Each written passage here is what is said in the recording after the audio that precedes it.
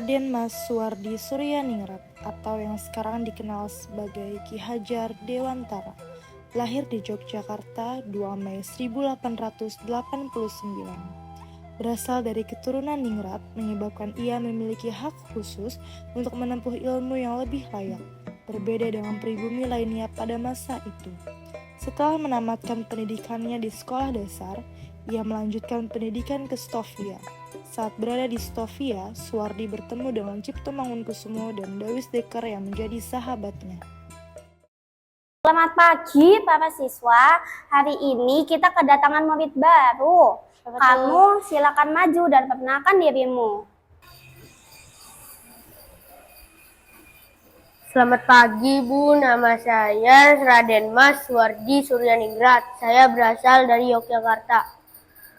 Baik Suwardi, selamat datang di sekolah ini. Di sini kalian semua adalah pelajar dan harus saling menghargai dan belajar dengan sungguh-sungguh. Halo, aku Cipto Mangunkusumo. Siapa namamu? Tadi aku tidak mendengar. Aku Suwardi Suryaningrat. Lalu siapa pemuda yang berada di sampingmu ini? Aku Dewi Dekker yang betah ya bareng sama kita. Oh iya pasti. Namun, saat sedang menempuh pendidikan, tiba-tiba Suwardi menderita penyakit yang menyebabkan ia tidak bisa lulus seperti teman-teman yang lainnya. Hai Suwardi, ada apa denganmu? Aku hari ini merasa kurang enak badan. Lebih baik kamu istirahat saja di rumah. Semoga kamu lekas sembuh ya. Terima kasih. Setelah memutuskan untuk tidak melanjutkan pendidikannya, Suwardi menjadi wartawan dan penulis di berbagai surat kabar. Suwardi termasuk penulis yang sangat handal. Tulisan-tulisannya sangat komunikatif, tajam, dan patriotik hingga mampu membangkitkan semangat anti-kolonial bagi para pembacanya. Suwardi juga aktif dalam organisasi sosial politik. Pada tahun 1908, Suwardi bersama dengan Cipto Mangunkusumo dan Dewi Dekker bergabung dengan organisasi Budi Utomo, kemudian ketiganya mendirikan partai bernama Indes Partij. Lantas, apa tujuan dari dibentuknya partai ini? Benar sekali. Apa tujuannya? Singkat saja, sebenarnya dari dibentuknya partai ini untuk menyamakan kedudukan orang Belanda dan orang pribumi. Sangat tidak pantas. Mereka harus mendapatkan perlakuan yang layak.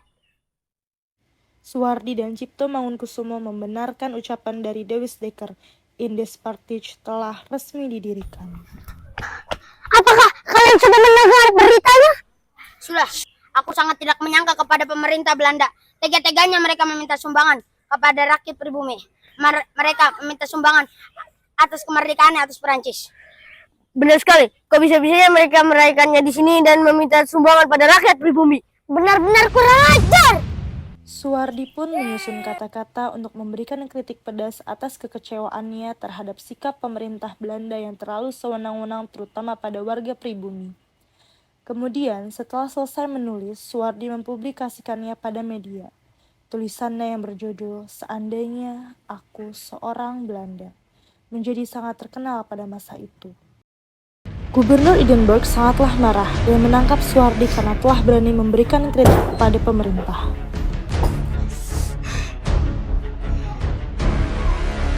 Apa yang kau lakukan? Perlakuanmu itu membuat ketidaksetujuan masyarakat terhadap kebijakan yang telah aku buat. Memang seperti itu seharusnya. Kau sebagai seorang pemimpin seharusnya bisa memahami dan mengenali keadaan masyarakatmu. Sebaiknya kau hentikan kebijakanmu itu. Tidak akan ucapkan itu.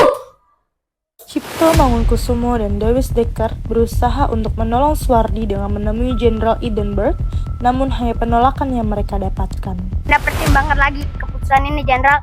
Jangan membuat para warga sengsara. Sudah aku bilang, aku tidak akan mengubah sedikit pun keputusanku.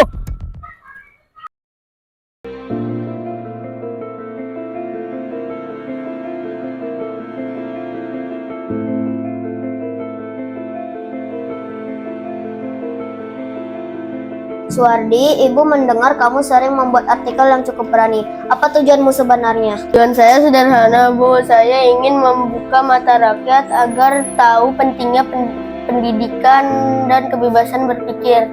Tapi tulisanmu itu bisa menimbulkan masalah, kamu harus berhati-hati.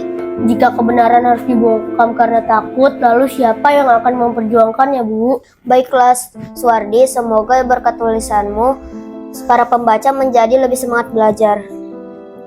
Itulah harapan saya, pendidikan adalah jalan untuk memerdekakan diri.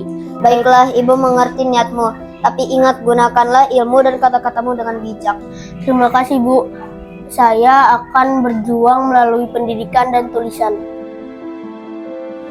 Kemudian mereka bertiga diasingkan ke Belanda pada tahun 1913. Ketika diasingkan, mereka bertiga memilih untuk mendalami dunia pendidikan.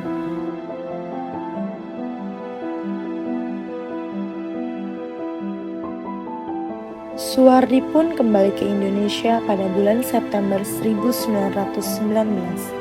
Pengalaman belajar yang ia peroleh kemudian ia gunakan untuk mengembangkan konsep mengajar bagi sekolah yang ia dirikan yang bernama Perguruan Taman Siswa Yogyakarta pada tanggal 3 Juli 1922 dengan slogannya yaitu Tutwuri Handayani.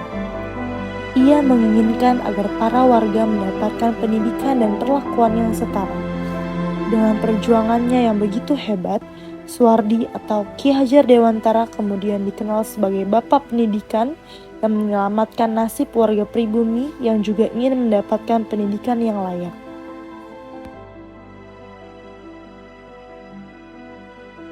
Saat berumur 40 tahun, Raden Mas Suwardi Surjaningrat berganti nama menjadi Ki Hajar Dewantara.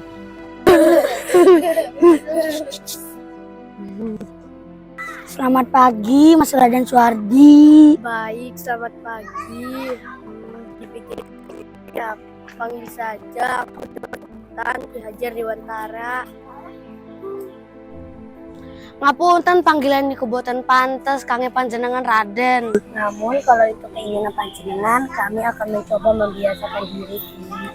Terima kasih. Aku ingin lebih dekat dengan rakyat. Nama bukanlah yang utama, tetapi pengabdian kita. Kami para warga sebagai orang tua sangat berharap anak-anak kami bisa mendapatkan pendidikan yang layak.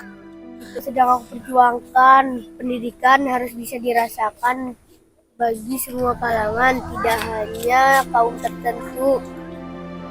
Tapi Ki, banyak dari kami yang tidak bisa menyekolahkan anak-anak kami. Kami hanya rakyat biasa, biaya sekolah sangat berat bagi kami.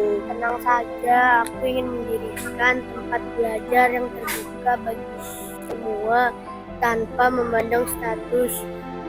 Apakah perempuan juga boleh belajar, Ki? Tentu saja, perempuan memiliki hak yang sama untuk memperhatikan. Terima kasih, kami sangat bersyukur mendengarnya. Semoga perjuangan panjenengan dimudahkan, Ki. Amin, dengan dukungan kalian semua, kita bisa membangun masa depan yang lebih baik. Ki Hajar Dewantara mengajarkan pendidikan dengan rasa kebangsaan kepada para peserta didik. Ia menginginkan agar rakyat Indonesia mencintai bangsa, tanah air, dan rela berkorban untuk Indonesia.